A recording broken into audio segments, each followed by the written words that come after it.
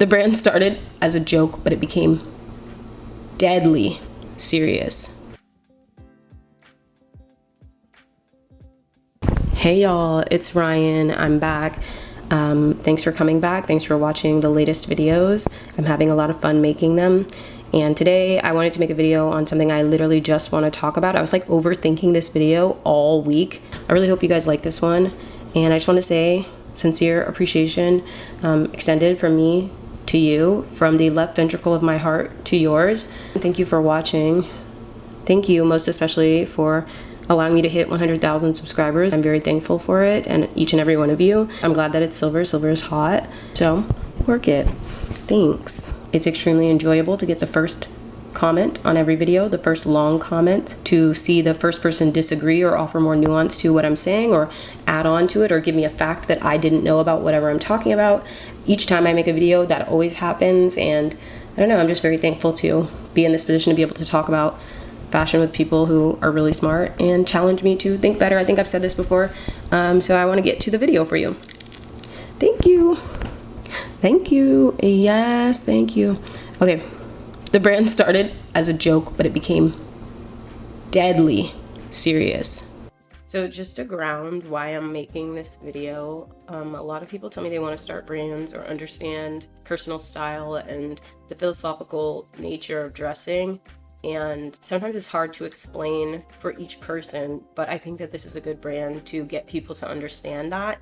And also, I want people to remember like subversive and transgressive fashion when they think of New York City, because it has been watered down into this really simple, singular monoculture of commercialized fashion, especially with like the representation of NYC influencers on TikTok. And I want people to see, you know, just another vision. It's always, as always, not a manifesto. It's just a suggestion for you to see like there are other ways of being. And I did want to kind of challenge how people see like the simulacrum of New York City fashion, where it's like taxi cabs and quote unquote streetwear, and it's just a hoodie with a saying that means nothing to anyone. I'm like, I want people to know that there are actually like energies, and there's a spirit in design in New York, and it comes from real love, real politics, real feminism, real girl. So we're talking about Women's History Museum. What I think is one of New York City's coolest brands. But I think what they do is really important, especially at a time like this. I'm not laughing. I ain't laughing. I'm laughing a little bit. Okay, so Women's History Museum was started by Amanda McGowan and Mattie Beringer. Originally, they wanted to make a magazine. They sold vintage, and then they started creating their own designs. And their ethos oriented itself around the fact that they prioritize making people happy over churning out product. This is what they told the Face magazine. And this ties to the efficiency section of this brilliant video that I watched from this professor named Knitty Professor about crafting as subversion of neoliberalism. And I'll talk about that a little later, but that is so central to why I'm saying like this brand is actually extremely important. What compels me about Women's History Museum is how they undermine the simulacrum of the vintage fashion scene that's been cast online. And when I say the simulacrum, I mean that there's an idea of what it is to be into these aspects of vintage fashion, and the semblance or imitation of that is cast into the world, right? And then the imitation of that imitation is mirrored onto a wall, right? And then the reflection or the shadow of that imitation of an imitation of a semblance is then copied by people on TikTok. In an interview, Mattie mentions that right now feels like the cool Olympics, acknowledging that coolness is obviously a part of New York City culture and the fashion culture around it. Mattie mentions that people after 2020 have kind of created this semblance of self-processing and self-interrogation and fashioning identity, and have began performing this sense of self-construction by buying into some of these extreme aesthetics and what I would describe as fringe fashion aesthetics. And they're doing what Mattie describes as peacocking around New York City, which is like dressing in a way that's extreme for attention. And surely you've noticed, if you're on this channel, that since 2020 lockdown, there's been a world where carrying or even mentioning a YSL Mombasa bag, or posting about Carol Christian Pole or Guidi or November 2020 47 or Beauty Beast, and associating yourself with these brands affords you a sense of cultural capital and status and even authority in these spaces in the real world and the New York City vintage orbit or online fashion scenes connected to it. These brands keep like popping up and building, and these collectives keep starting and burning out, and they're often largely inspired by Women's History Museum and their peers without even realizing it. And that's kind of what I'm identifying here. If I could recommend any literature from my research process here, I would give you their Office Magazine interview with Lindsay Okubo, where Lindsay dissects this really well. Lindsay Okubo is an exceptional editor and journalist who interrogates the cultural scenes and impacts of artists like Gogo Graham and Anna Bolina, Retail Pharmacy, all of the cool things that we like, with really extreme level of expertise and care and such a critical understanding of the zeitgeist that their work exists within online in New York City, and then how it reverberates globally in any context. And Lindsay Okubo points out the singularity of Women's History Museum and the outcome of the replication of their viewpoints and their vision over time. And like I said, this happens unknowingly because of the cultural reverberation that I think that they've had in the Instagram scene and all these different places, but how it results in the cultural flattening of the meanings and aesthetics associated. And I think it's important to mention that Women's History Museum curates their vintage shop in a way that I feel reflects their values and the cultures that inform the pieces that they have to offer, right? The vintage may be connected to the radical politics, like by Miguel Adrover, or fringe aesthetics and design perspectives like Gautier, the invention of ideas to the industry and the art world, etc. I don't want it to get lost that the foundation of their vintage curation and their design is their politics, their viewpoints, their subjectivity, their ability to storytell through design and vintage, and that it actually always has been. They're not something that has like popped up as a result of, people realizing you can get paid off of this in this way. Mattie, for example, talks in an interview for Office Mag about growing up Mormon and being surveilled and scrutinized and kind of policed around modesty as it relates to like religiosity. Like, consider the impact on self-surveillance even that might have, and the liberatory nature of fashioning identity in a way that is legitimate, and self-authorship, and then having a job as a designer and vintage shop owner to open up the pathway towards that form of liberation for other people. Like, think about how self-actualizing that is in response to that experience. So I've said that legacy isn't always compatible with like the idea of authenticity. Like, just because you've been doing something for a long time, it doesn't mean that you're necessarily more or less authentic in doing it. But I do feel the need to ground this video in establishing that Women's History Museum has an authentic commitment to this form of self-construction and subjectivity in comparison to like the semblance of their work that they do that we've been seeing, and the work of others like Gogo Graham and other vintage experts and artists and collectors and curators that will be mentioned throughout, that are responsible for creating this, like Shahan Asadoorian, for example. So they are, as I said, a two-person run brand, but they collaborate outside of just those two people.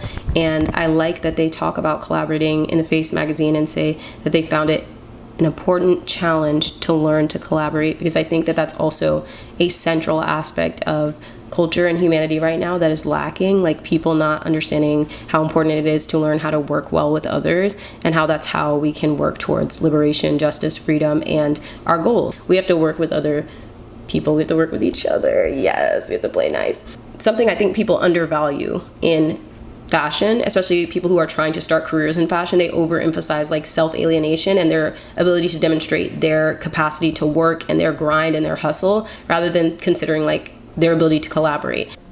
So while I was researching, I found out that they collaborated with the really foundational online fashion archivist Shahan Asadoorian, and Shahan is the person who is responsible for cloth rejects, archivings.net, scan, reject, and shared so many images that people otherwise would not have had access to, and shared so many designers that people wouldn't have had access to, and then curated these images alongside each other and kind of created a lot of the visual language around these brands and how they're shared about online. Women's History Museum has a meaningful closeness to other artists and people who have creative visions, like creative visionaries. So like I said, in terms of their synergy, they describe themselves as coming together as a brain corset. So like a doll's head. they're obsessed with doll heads. They have a collection that I'll show you that demonstrates that. So the gaggiest info, what are we, like 20 minutes in? Now you get to know why is that their name. The name Women's History Museum comes from a joke about their shared closet in their first apartment together. The closet was called by them like our archive or our museum, you know, because of all the pieces inside of it.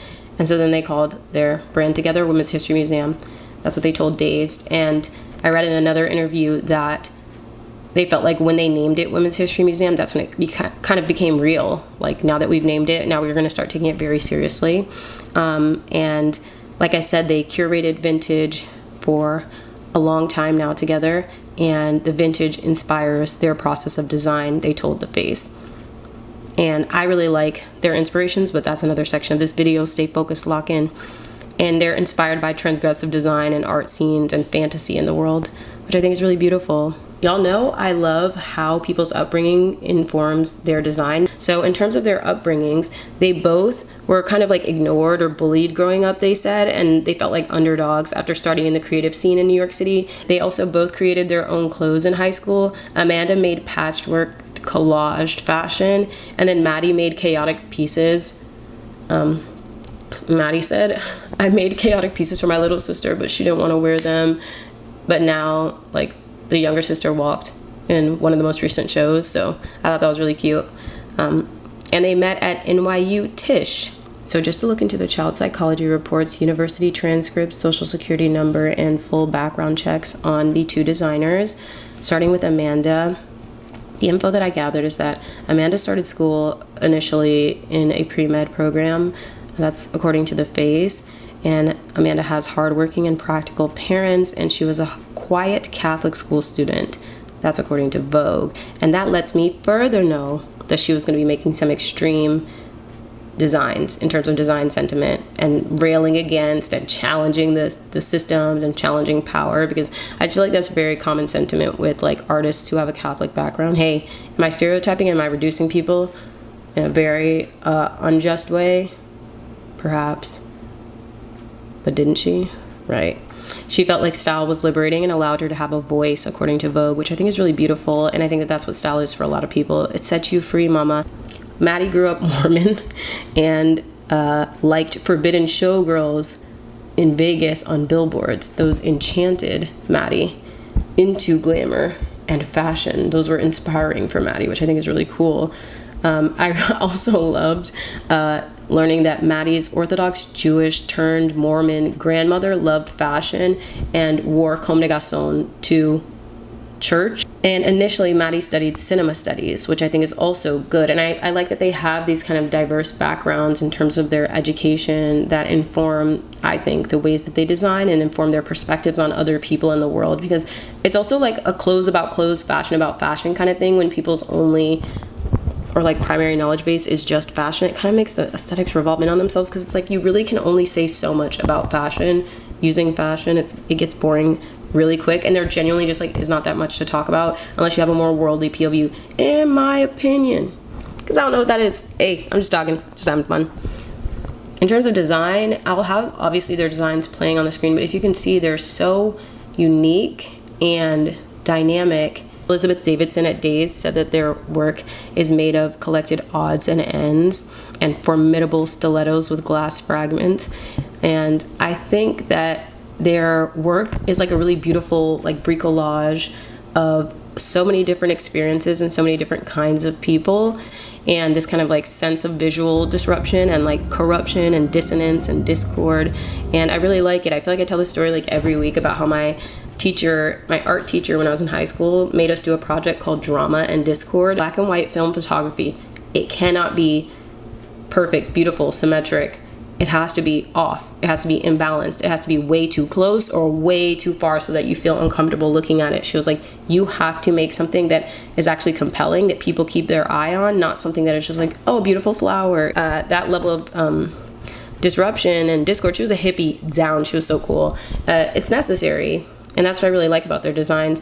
I think that their designs visually are so connected to their ethos that they have such a singular voice and vision that it's not like the typical commercial fashion, because New York, I feel, New York is so commercial in its fashion style that it is so embarrassing and unnecessary, because it's not at all a reflection of the culture and life here.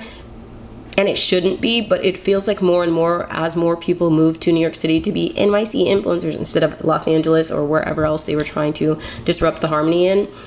It feels like it's objectively the case that they are washing out all culture, washing out all resistance, washing out all politics as the younger culture gets more and more depoliticized and less intellectual, and it's just very dangerous and scary. And I think brands like this that show you like you literally don't have to do that or accept stuff like that, and it's not cool and it's not necessary, like to be apolitical and have no stance and stand for nothing and be blanched and like erase yourself, like it's not necessary. So I think this is kind of a disruptive brand without like trying to be corny and be like, we're disruptive, we're taking it down, taking down the system. Like I think it's really cool because it comes from just having an actual perspective, which leads me to the next section. Perspective. So in terms of their perspectives, Amanda hesitated to work in fashion initially because of the ethics of the fashion industry. Amanda says that designers distill culture and make something new of it, often safe statements. This is what Amanda tells Dis magazine, and that is one of my favorite things that I learned about this brand. I think when I was reading stuff, Amanda seems concerned about fashion's emphasis on coolness and status rather than having a conscience. And that's also really evident in a lot of the ways that fashion is operating, not only in the social media sphere, but also in the cultural sphere in real life. They have an emphasis on reclamation, and the way that they design and present their work is oriented around their ethics and their conscience first, I think. I think it feels conscience first. Say what you want. I've been to 2 of their shows. You can feel the clothes almost before you can see them. It is so weird, but you can't. It's like your heart beaming love to another person. This is so corny to say, but maybe it's because their friends are there and also their friends are in the audience. So maybe it's just the energy, which I'll talk about later, of being around people who are all like exchanging love. But I can literally always feel the clothes and feel the models on the runway before I can really fully key in on seeing it. It's also because there's a lot of colors probably and shapes and textures, and my brain is like trying to process. Maybe I'm overstimulated. Maybe this is, again, me just revealing I have really bad ADHD and I can't lock in, but I feel that I can feel the clothes before I see them. So that brings us to the work of Knitty Professor on crafting a subversion of neoliberalism. I thought the video was brilliant, and obviously I'm going to link it below. And in the video, the professor discusses how craft elevates notions of care, patience over extractive output. And the professor highlights the importance of visible labor. Now, obviously, if you've read any anti-capitalist text, you know about labor alienation, which means like when you get a product or a final commodity, you don't really see all the work that went into constructing it. You don't see the people who constructed it. You just are like, oh, that just came from the magic factory that prints those out, and now I have one. And you don't really think about, the fact that someone had to labor and then they still didn't get paid fairly because their labor is being exploited because there's profit. So this video highlights the importance of visible labor. You know what I mean?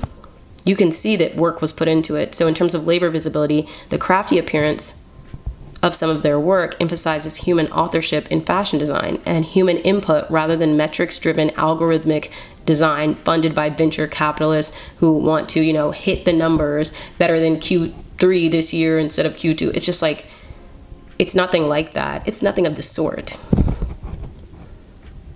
They're in these high towers, distanced from design and distanced from other people, again, self-alienating and focusing on profits over people. Women's History Museum, to me, is people close to people. Like, even when you go on their website and you see the things that they're selling next to their vintage, it's people-oriented down. Like, you'll see the same models, which I'm assuming are their friends at this point, like they've built relationships with. You'll see some of the same locations or these very, grounded locations. Everything is very clear, and you'll see that there's not a million items per listing, right? If you want it, sometimes it's just gone. It's one of one and it's gone. And I think that's a really beautiful thing for people to see, that real people are making these things. There is no shirt factory where you build a shirt and then a shirt prints out, which is what I thought when I was younger. I told you guys, you have to see real people are making this, and also they're busy selling things at the store that they run. Like, they cannot make 700 million versions of whatever you thought was cool on the runway physically, and they don't want to, I don't think. Oh, also one of my favorite facts that I learned about them from Dazed is that they collaborate with a respiratory nurse from Tennessee named Amber for their music for their shows because she gets their vision. She understands them really well. And so that's who they work with on their music, rather than being like, who's the hottest person that's going to get the most viral attention for the blah, blah, blah, blah, blah, and who's going to go viral on Twitter if we, you know? And that's no shade, because I sometimes like when fashion shows feel really strategic and like PR'd out. Ever miss thing, you get it.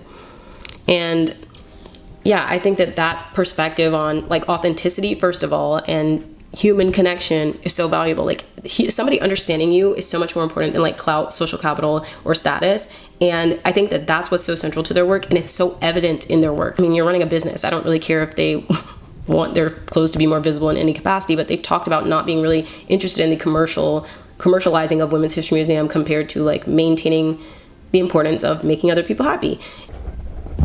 And then in terms of their perspective on hosting these runway shows and why I think they have such a beautiful POV on like human connection and connectivity, they said that there is essentially something spiritual and ceremonial about hosting a fashion show or just attending a fashion show. And my POV on fashion shows is that there really is a sense of spirituality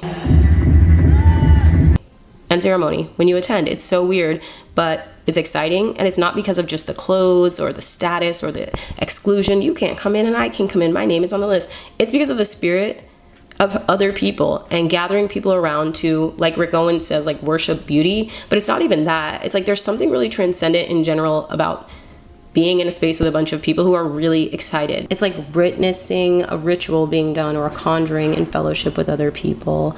Women's History Museum describes it as community or congregation that correlates.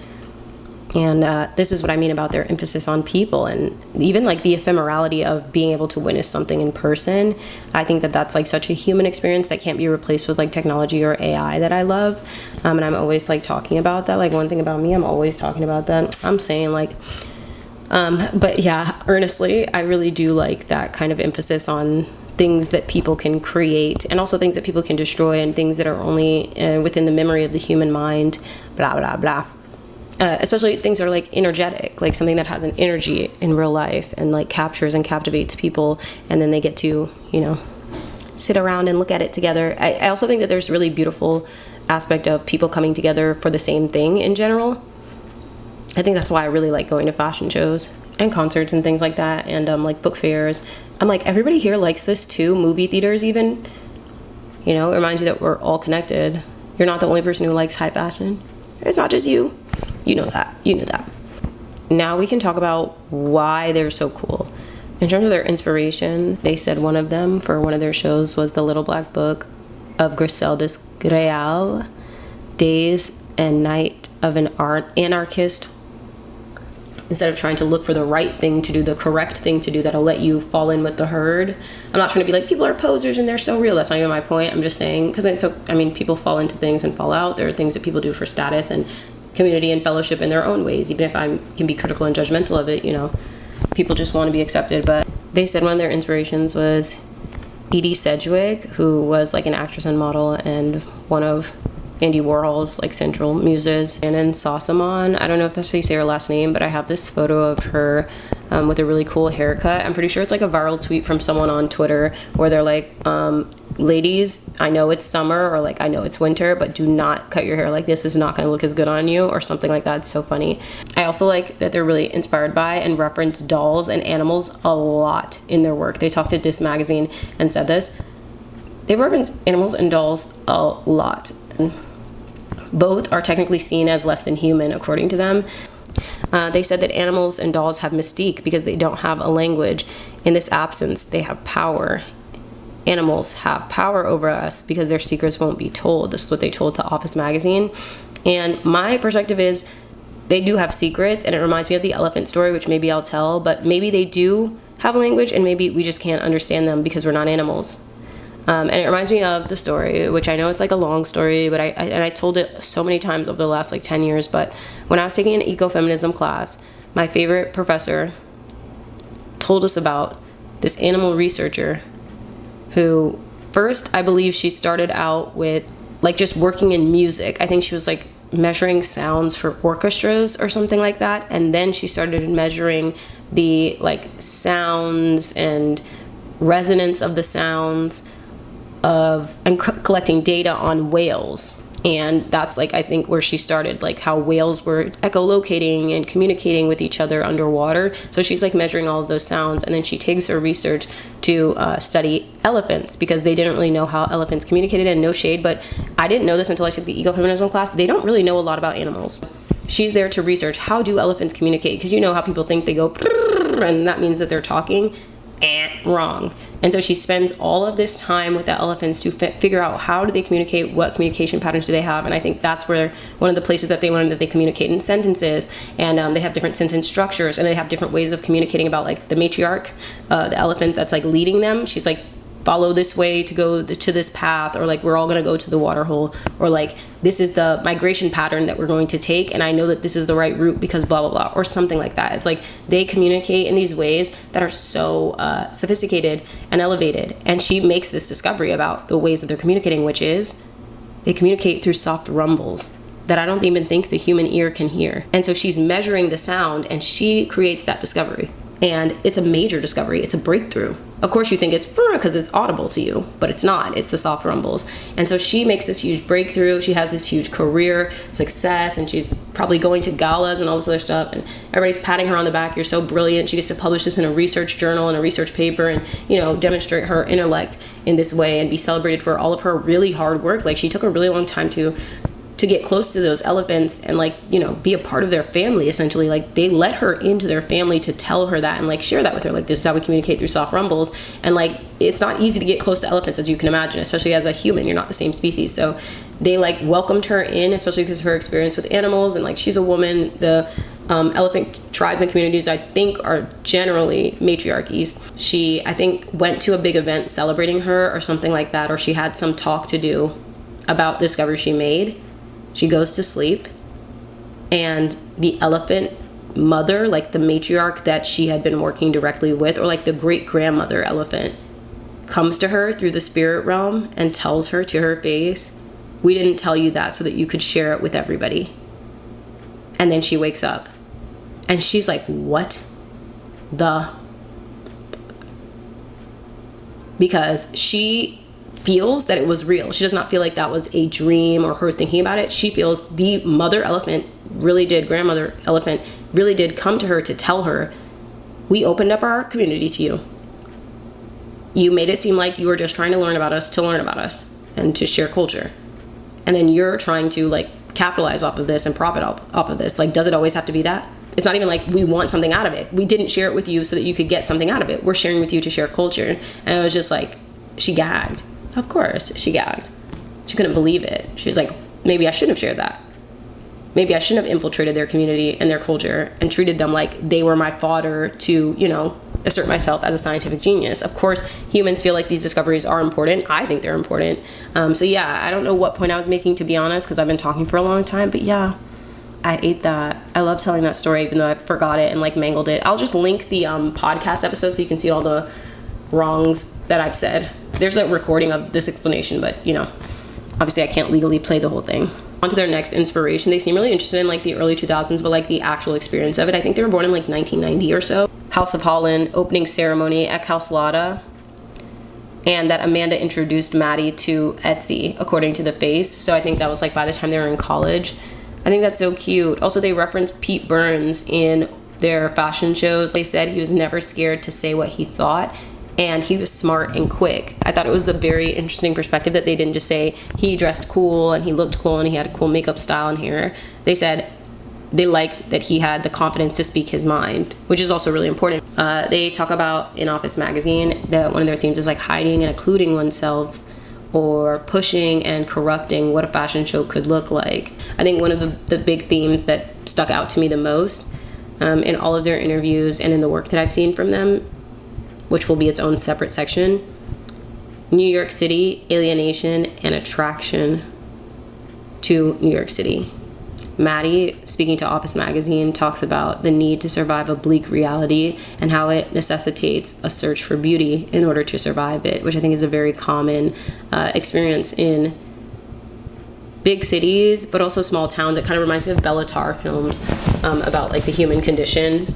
They appreciate the city's influence on their work, but they acknowledge that it could exist independent of whatever location they're in. New York City brings out primal and animal urges, financially, romantically, sexually, identity-wise. It can bring out desire, behaviors, suffering, and pain. Speaking to The Face magazine, they say that they work to share about accepting darker parts of the city while also trying to speak about what we love about living here. And I really like the perspective because, first of all, I lived in New York City for kind of a long time now. It feels sometimes embarrassing, though, to talk about the hardships of New York City, especially as a creative or an artist. Whether you're making it or not, it kind of can feel like corny and too on the nose to be like, I moved to New York City, it's really hard, and kind of incorporate that into your art. Or it's just like a kind of like too generalized sentiment. And it's kind of like, well, yeah, that's the whole deal here, that you move here and it's hard. Also, people think that there's merit to suffering in New York City. And I said, I don't know, maybe and maybe not. You know, it's hard to say because against my will, I've already endured suffering here so many times. Yeah, I'm not really into suffering. I hate suffering. Displacing people from their houses to seem cool or have like the merit of suffering, although corny, that the difficult parts of New York City do kind of like make people. They said a city puts people in survival mode. I wouldn't wish it on anyone. It's such a weird, horrible feeling, but I think what I like about what Women's History Museum does and like synthesizes about that sentiment is that you can see the spirit of resilience, I guess, resistance to survival mode in their work and in their aesthetic. You can sense that perseverance and resistance, but it doesn't feel like hokey. And it doesn't even feel like it doesn't acknowledge the suffering. You know what I mean? It doesn't feel defeated or hopeless, but it doesn't seem so unaware in its optimism. It's not foolishly hopeful. I think that's a beautiful sentiment to bring up in design and in your brand's ethos. I think because of that, like they said, like Mattie said in Office Magazine, you search for beauty in it. You search for beauty in it. It's not that you're trying to pretend that that's not, the suffering isn't happening, but you search for beauty as a result. You want something nice, And I think you can appreciate the beauty of New York City a lot when you are in survival mode. And sometimes you can look past it when your life is like settled. Like you're having a bad day on the train and you don't have a lot to look forward to. And you don't know if you can eat when you get home or if somebody ate your food because you live with roommates and they steal and you don't have enough money to replace the food that they steal. Imagine, I don't know if this was anybody, I don't know.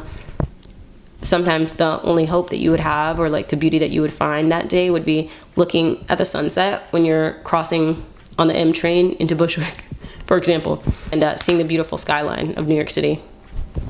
The next theme in their work, I really have to get through this quickly and shut up, but the next theme in their work is self-authorship, which I love.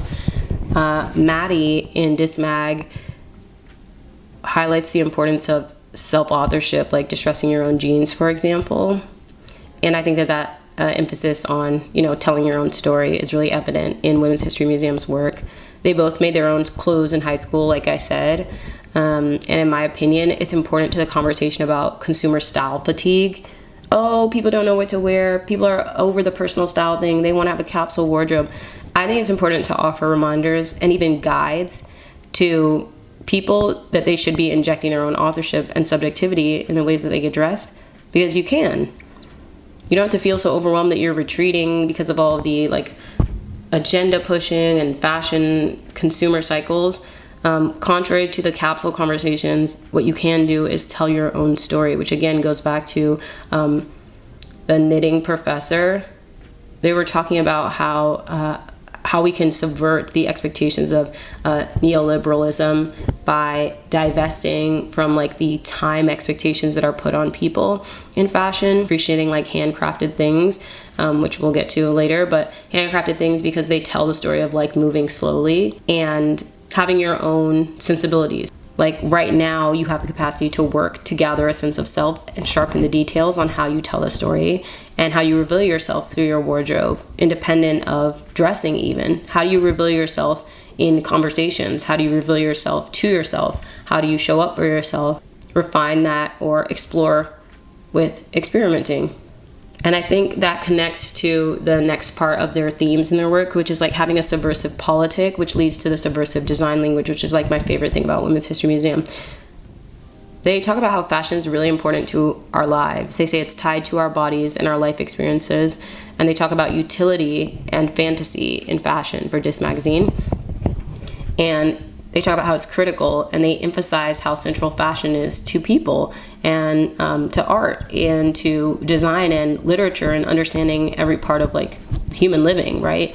It's a creative expression, and I like that they focus a lot on how undervalued fashion is when it comes to, you know, that subversive politic, because this goes into, again, what the knitting professor talks about in terms of queering fashion and gendered fashion and feminizing certain aspects of fashion and how that's systematically devalued. Mattie talks about reflecting on a lost sense of subjectivity in historical women's images. And I also think about that. Like, I think what I really like about Women's History Museum is that the sense of authorship that I talked about is evident in their work, but it doesn't feel like it's just landing with each model or just their brand. It feels like it's a signal or a symbol of the fact that women can tell their own stories in general and can have authority over how they present themselves. I feel like so much of the fashion system is like, you have to do this, babe. You must. Or you're not a girl, you're not a woman, you're stupid. You don't even exist, you're invisible, you're old. Invisible if you're not aligning with fashion and the system this exact way. Sorry, ugly, dirty, nasty. You know what I mean? And I think that when you're able to kind of reclaim that sense of authority, I think it's very powerful, because this is not just about fashion. I appreciate that they mentioned lacking commercial goals, although they did say that they would be creative directors of different fashion houses. I think they mentioned Vivienne Westwood, Jean-Paul Gaultier, Mugler, and, you know, these are more political and subversive fashion lines. I think prioritizing subjectivity of the wearer is such a uniquely humanizing aspect of design at Women's History Museum, and I think them selling vintage intensifies their ability to value that, right? That kind of subjectivity and the value of authorship, because not only does that mean that they're interacting with so many unique individuals and so many different individual designers, but I think they emphasize like pieces, designers that are not popular in the zeitgeist. Like, they have their own perspectives and takes, and then they're able to curate these pieces to speak to and resonate with and educate, frankly, a lot of their audience. Even people who have never shopped with them learn so much about fashion just from their like Instagram and their website. And I think it empowers those people to feel like, oh, I can just get things that I like based on the fact that I like them, not necessarily like signaling status or, you know, performing in fashion or being pushed to shop based on whatever the algorithm is saying, etc.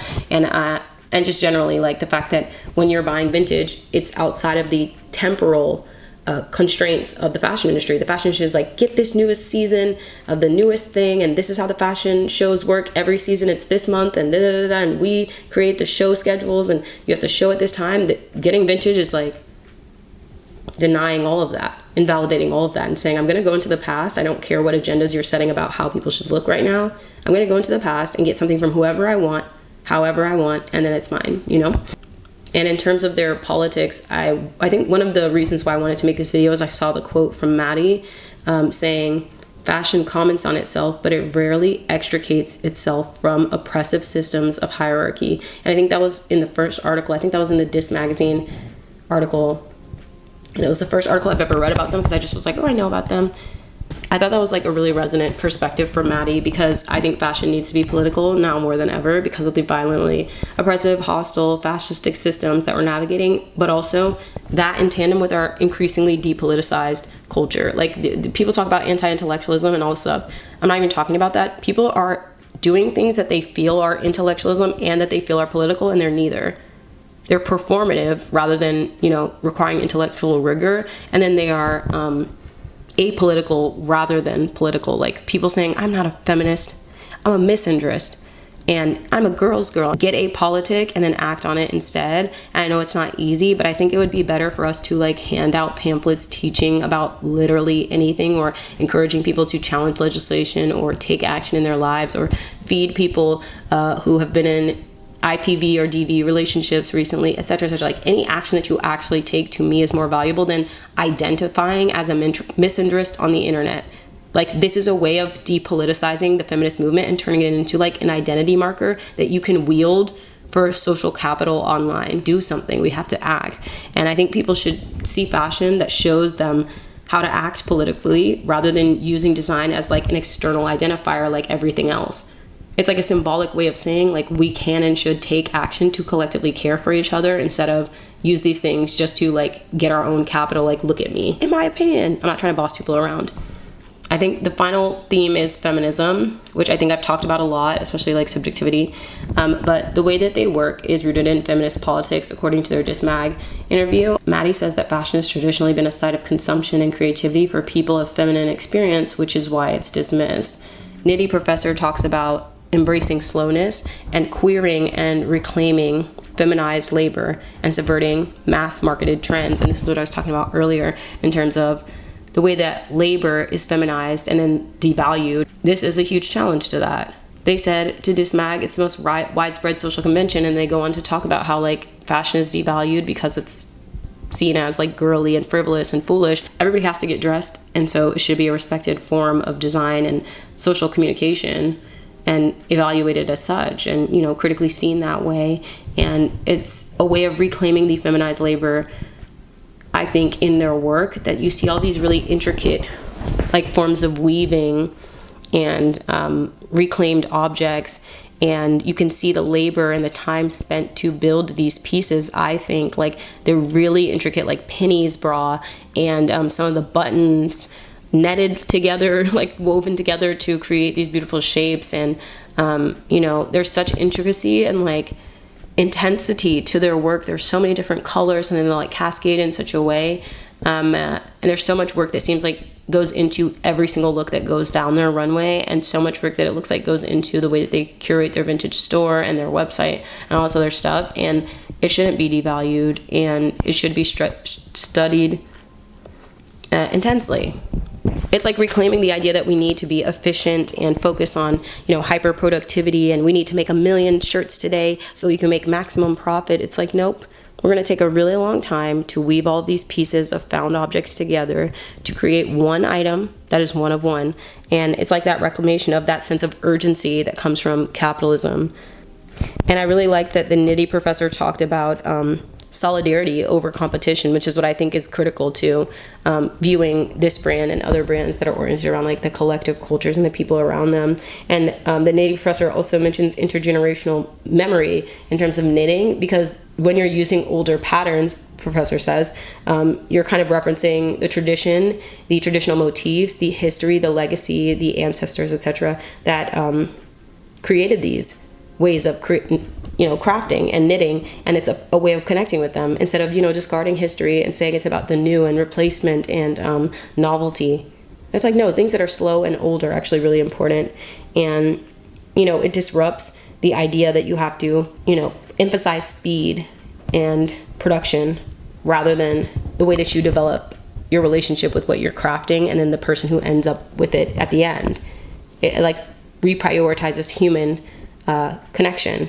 So my conclusion is their emphasis on politics, connectivity, and authentic subversion and undermining of neoliberalism in our culture is really powerful, and that's what makes them, to me, one of the coolest brands in New York City. Those are the things that are cool: power, collective solidarity, and moving slow, moving really, really slow. Speaking of moving slow, I have a raging headache. This video took so long to make, so long to write, so long, so long. Farewell.